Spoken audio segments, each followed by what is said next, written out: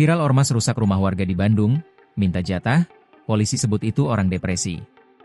Sebuah rumah milik warga di Kecamatan Cimenyan, Kabupaten Bandung, Jawa Barat, mengalami perusakan yang diduga dilakukan seorang individu, bukan oleh organisasi masyarakat, ormas, seperti yang beredar di media sosial. Pengerusakan ini sempat rekam dalam video oleh pemilik rumah dan viral di platform sosial media. Dalam video tersebut, terlihat serpihan kaca berserakan di dalam dan luar rumah. Pemilik rumah juga menunjukkan batu besar yang diduga digunakan untuk merusak bangunan tersebut.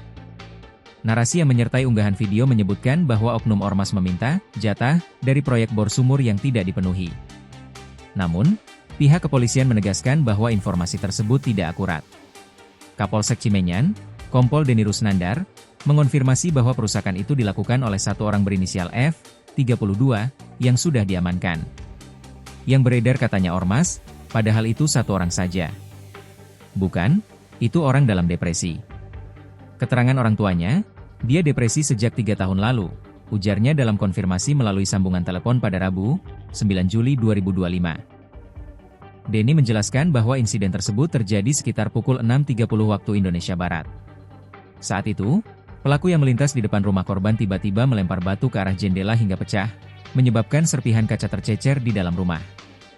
Beruntung, tidak ada korban luka dalam peristiwa ini. Terkait dugaan pelaku merupakan anggota ormas yang meminta jatah proyek, Deni menilai hal itu tidak relevan dengan kejadian saat ini. Ia mengakui, sekitar 4 tahun lalu, F sempat terlibat ormas dan permintaan dana dari proyek pengeboran sumur di rumah warga. Namun sejak saat itu, F tidak lagi aktif di organisasi tersebut. Polisi juga berencana untuk membawanya ke dokter guna memastikan kondisi kejiwaannya. Download Tribun X sekarang, menghadirkan lokal menjadi Indonesia.